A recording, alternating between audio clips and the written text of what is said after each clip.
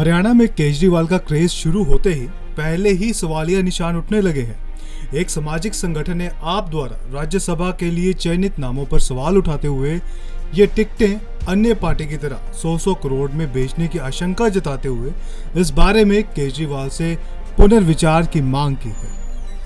हाल ही में आए 5 राज्यों में से 4 राज्यों में भाजपा को प्रचंड बहुमत मिला, पर हरियाणा में जिक्र पंजाब का ही है।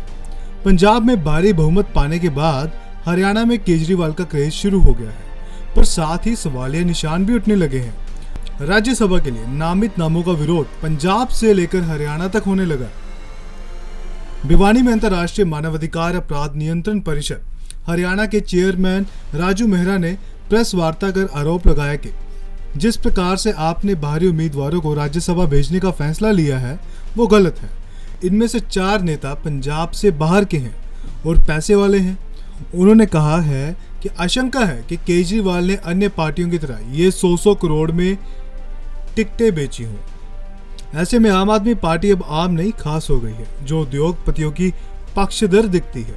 राजू मेहरा ने कहा कि आपको राज्य में भगत सिंह या भीमराव अम्बेडकर के वंशजों या आम आदमी को राज्यसभा भेजना चाहिए, वरना हरियाणा में आपको कोई समर्थन नहीं करेगा। अध्यक्ष हैं इसकी रिपब्लिकन सेना की, हरियाणा पंजाब राजस्थान का मैं प्रभारी हूँ।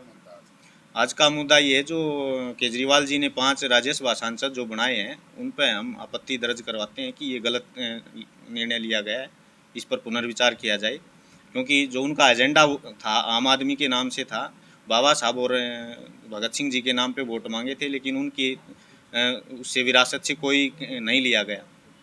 अगर उनकी विरासत से कैंडिडेट लेते तो आम आदमी माना जाता, अभी आम आदमी को राज्यसभा में भेजते, ये पूंजीपतियों को भेजा गया। इसे तो ये आशंका है दूसरी पार्टियों की तरह जैसे अलग चलने की, अलग लाइन डालने की कोशिश करे थे, वो नहीं हुआ।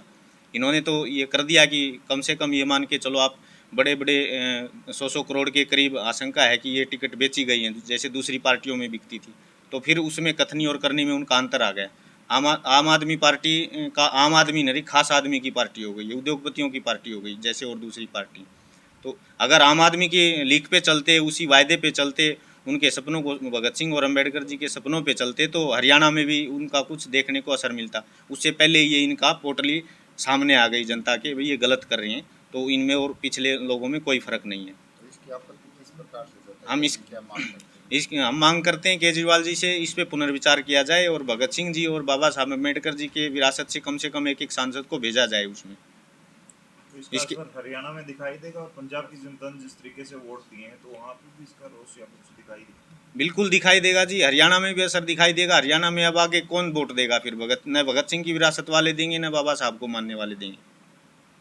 पंजाब में उनका विरोध चला हुआ है, भगवंत मान जी सीएम है, उनके घर पे धरने पे बैठे हुए हैं, घर के सामने।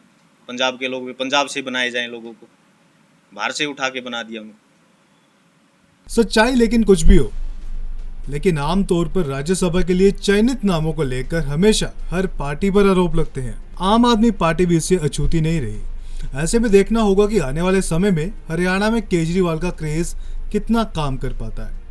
भिवानी से जगबीर घनघस की रिपोर्ट, स्काई न्यूज हरियाणा।